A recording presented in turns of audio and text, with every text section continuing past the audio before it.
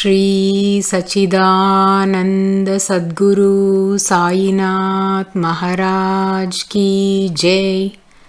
Sri Sai SATCHARITRA, an Insight. Episode 239. My humble prostrations at the lotus feet of our Sadguru Sai. By the divine grace of Sai, an attempt has been made to translate the gist of the divine discourse of Sri Ramanathan brother telecasted in Sai TV.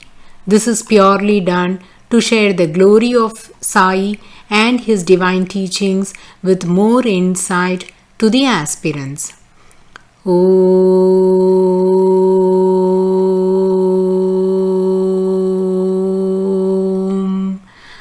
Gurur Brahma Gurur Vishnuhu Gurur Devo Maheshwaraha Gurur Sakshat Parabrahmam Tasmai Shri Gurave Namaha. Devotees, we are in chapter 35 of Sri Sai SATCHARITRA, heading to the Leelas related to Kaka Mahajani. His actual name was Lakshman Ganesh Mahajani.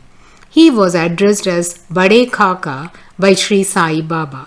Kaka Mahajani was interested in spending most of his life in Shirdi, and Sri Sai Maharaj also loved him. Kaka Mahajani was very affluent and popular. He worked as a managing clerk at a solicitor's firm owned by Dharram C. Jethabai Thakkar. Also, Kaka Mahajani was a great artist and very much interested in photography. Hence, he also had his own photo studio. Kaka Mahajani's descendant, that is his grandson, is a retired judge from Indore, Madhya Pradesh. This grandson is Kaka Mahajani's eldest daughter, Srimati Prabhavati's son. He is Justice Padmakar D. Mulye, who led a very successful and glorious life. Sri Padmakar Mulye describes the life led by his grandpa. He says his grandpa had a Ford car with the crocodile horn, which was very familiar among the residents of Mumbai those days.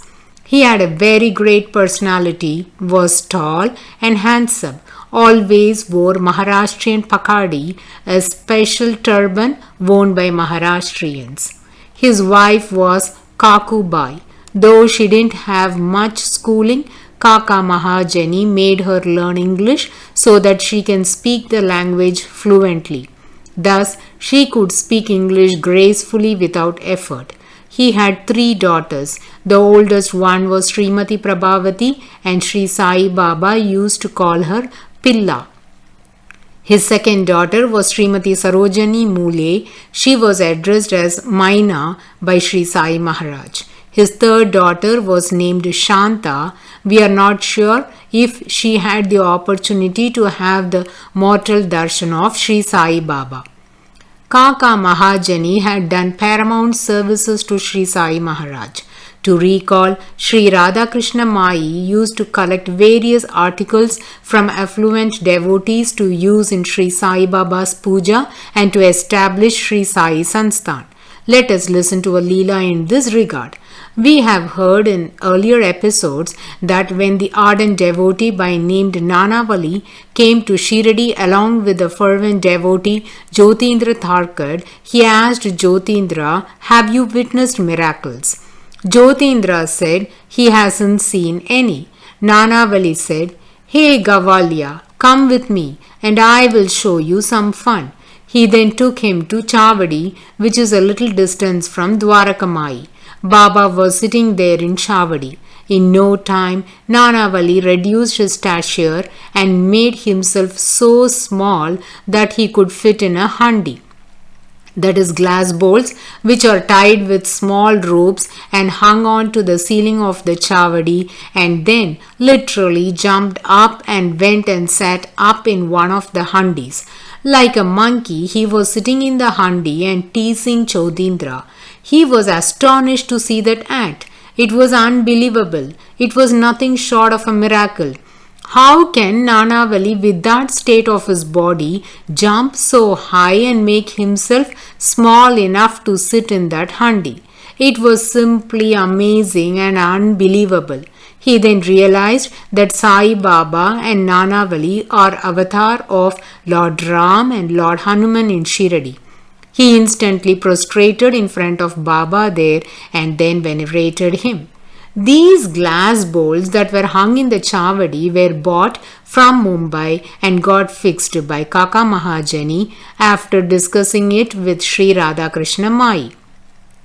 Those bright colored glass bowls were decorative lights that made Chavadi very colorful and vibrant.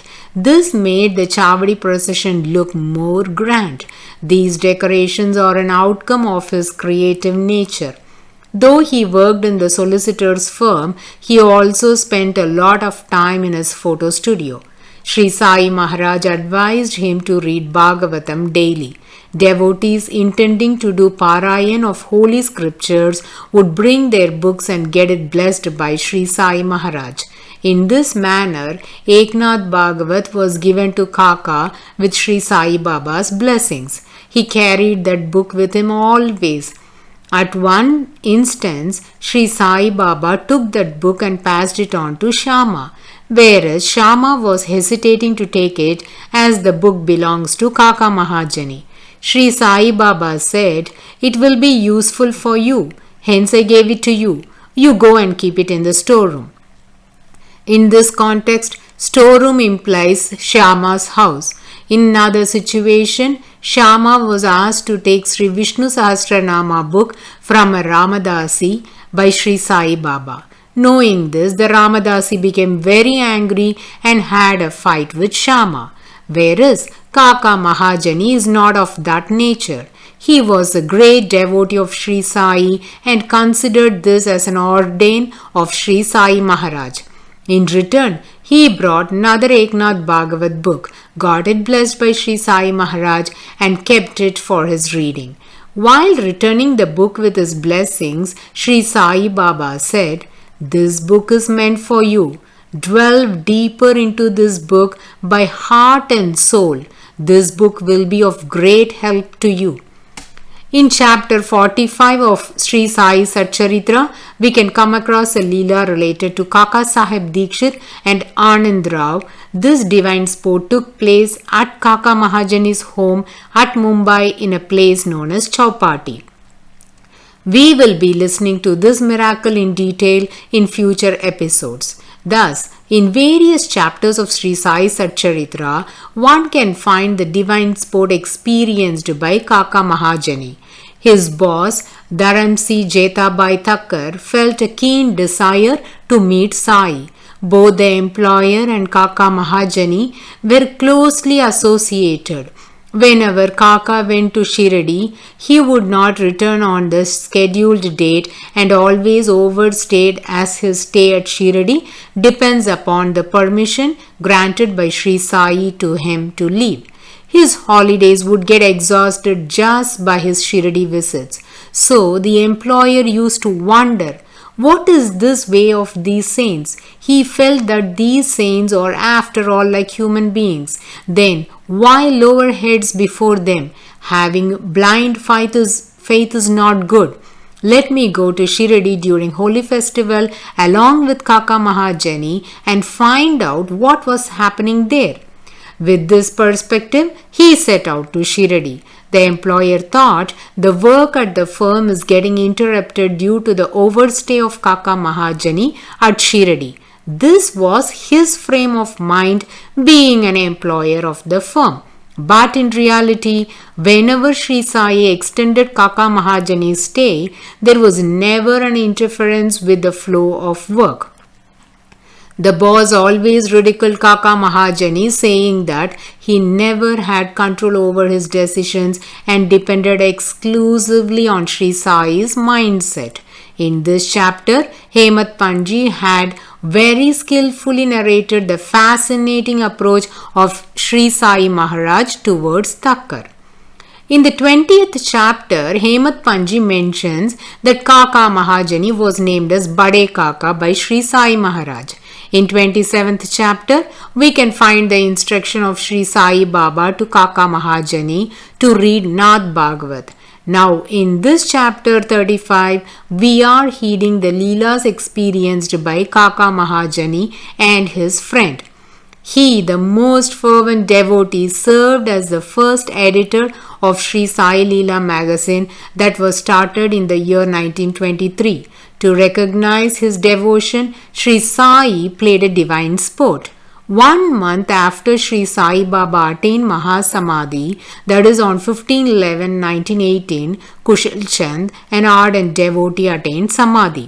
That night, Sri Sai Maharaj appeared in the dream of Kaka Mahajani and said, "What, Kaka, are you still sleeping? Wake up, wake up. Do you know what day today is? It is the 30th day after I attained Mahasamadhi. Wake up now and do whatever has to be performed immediately." Kaka Mahajani woke up and counted the days from the date of Sri Sai Baba's Mahasamadhi. He was stunned that it was exactly 30 days. He got up quickly, called the priest, performed Abhishekam to the lotus padukas of Sri Sai, and was the first one to initiate the ritual of monthly Shraddha for Sri Sai. During his last days, Kaka Mahajani had an attack of paralysis. This confined him from getting into his business.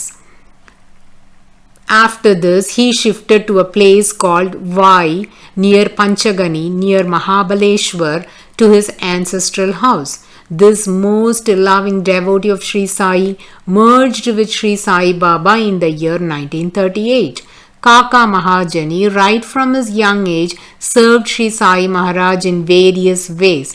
He bought and collected various articles required for Sri Sai Samsthan and had also directed many to Sri Sai Baba's darshan. Now let's listen to the Leela mentioned in Sri Sai SATCHARITRA related to the close friend of Kaka Mahajani.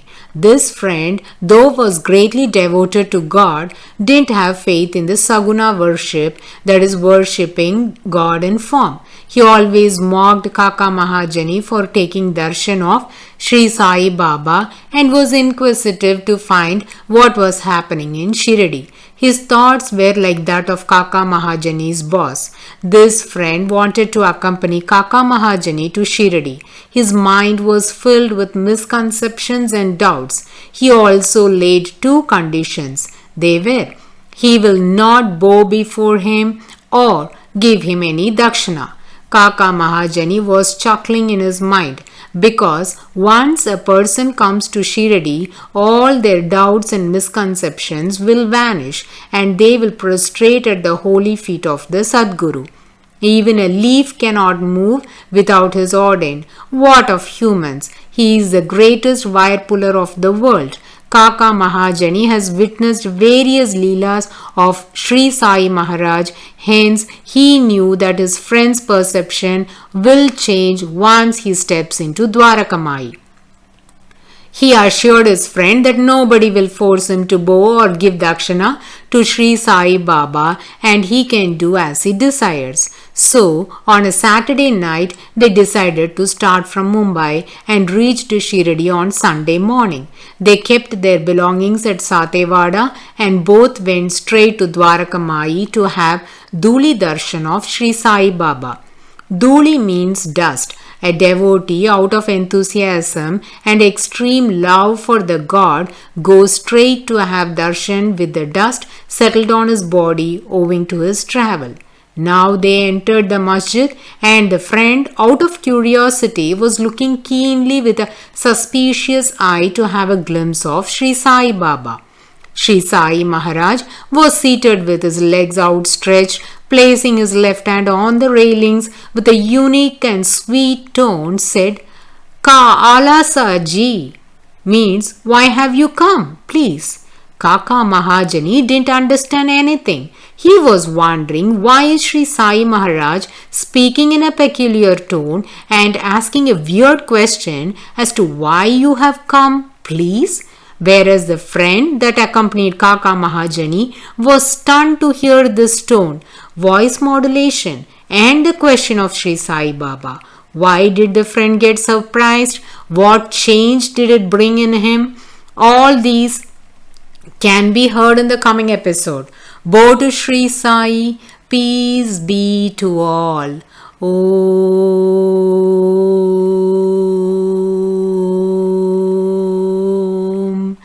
Sai Ram.